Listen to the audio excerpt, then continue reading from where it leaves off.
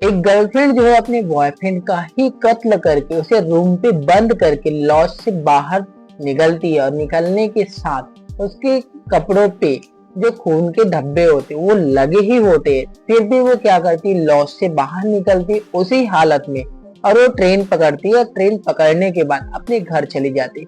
जब घर जाती है तब उसकी माँ पूछती है कि आखिरकार तुम एक दिन से कहाँ गायब थी और तुम्हारे कपड़ों पे खून के निशान क्या है। तो लड़की जो माँ को जवाब देती है कि मैंने एक कत्ल किया है। माँ एक टाइम के लिए सहम जाती है, सहमने के साथ वो साहस करके फिर से दोबारा पूछती है अपनी बेटी से कि आखिरकार तुमने मुझे क्या बोला, क्या तुम फिर से मुझे बोल सकती हो कि आखिरकार तुम कहाँ थी। बेटी बोल, मैं मर्डर करके आई हूँ इसलिए मेरे कपड़े पे छींटे पड़े हुए हैं खून की। इतना सुनने के बाद माँ के पैरों तले जमीन खिसक जाती है, क्योंकि जो लड़की जो ऐसा बोल रही थी वो नाबालिग होती है और जो माँ होती है सोच समझकर तुरंत अपने नजदीकी पुलिस स्टेशन पहुंचती है। पुलिस स्टेशन पहुंचने के बाद पुलिस लोगों को बताती है कि सारा माजरा क्या है, कि कैसे उसकी बेटी ने एक लड़की की क्या कर दिए, मौत के घाट उतार दिए। अब पुलिस जो है तुरंत एक्शन में आ जाती है। एक्शन में आने के बाद क्या होता क्या है आगे कहानी और घटना को डिटेल में जानेंगे। तो सबसे पहले आप चैनल पे नए हो तो सब्सक्राइब कर लीजिए एंड आप वीडियो कहाँ से देख रहे हो अपना प्यारा सा नेम एंड सिटी नेम हमें कमेंट बॉक्स में जरूर बताइएगा। बाकी वीडियो को लाइक एंड शेयर जरूर कीजिएगा। आज की कहानी और जो घटना है वो छत्तीसगढ़ के राजधानी रायपुर से है, जहाँ पे एक लड़की जो है 28 सितंबर 2025 के दिन सुबह का वक्त हो रहा था। क्या होता है कि वो अपने बॉयफ्रेंड को ही मारकर उसे लॉज में बंद करके, लॉज को बाहर से गेट लॉक करके वो चाबी लेके निकलती है और निकलने के बाद चाबी फेंक देती है और रेलवे स्टेशन जाती है और रेलवे स्टेशन से वो बिलासपुर के लिए निकलती है ट्रेन में बैठकर। और फिर बैठने के बाद जब बिलासपुर पहुंचती है फिर अपना घर पहुंचती है। जब उसकी माँ बोलती है कि आखिरकार तुम एक दिन से कहाँ गायब थी, तो बेटी बोलती है कि मैंने एक मर्डर किया है। माँ एक टाइम के लिए सहम जाती है, लेकिन वो फिर से साहस करके पूछती है और फिर बेटी बोलती है कि वो सच में मर्डर करके आई है, इसलिए उसके कपड़ों पे खून के धब्बे पड़े हुए हैं।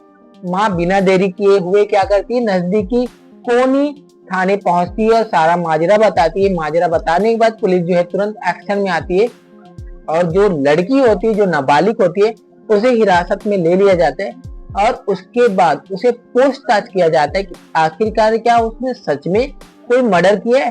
तो फिर जो लड़की होती है पुलिस को बताना स्टार्ट करती है कि आखिरकार वो रायपुर के लॉज में नंबर भी बताती है। वहां फिर क्या होता है, रायपुर के पुलिस वालों को कॉल किया जाता है, बिलासपुर के पुलिस। उसके बाद क्या होता है, रायपुर के पुलिस वाले क्या है उस लॉज पे जाते हैं और लॉज पे जाने के बाद वहां के रूम को खंगाला जाता है। लेकिन सबसे पहले रूम जो है बाहर से ही बंद होता है।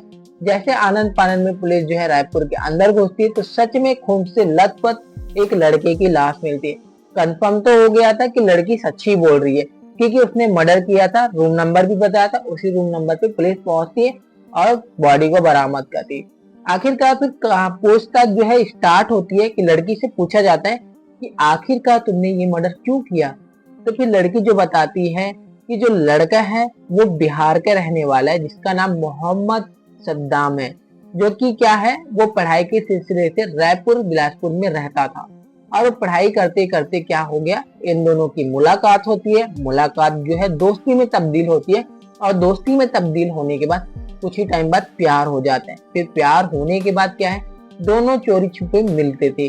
जो रायपुर का लॉज था वही मिलना जुलना था इन लोगों का। काफी टाइम से इनका अफेयर चल रहा था। दोनों के लिए वो आसान जगह था, क्योंकि इधर से लड़की भी पहुंचती थी बिलासपुर से और वो लड़का भी वहीं पहुंचता था। दोनों टाइम स्पेंड करते थे फिर वहां से निकल जाते। लेकिन आखिरकार 27 सितंबर मिलना तो 27 सितंबर 2025 को था। आखिरकार लड़की जो है ट्रेन के सहारे पहुंचती है रायपुर।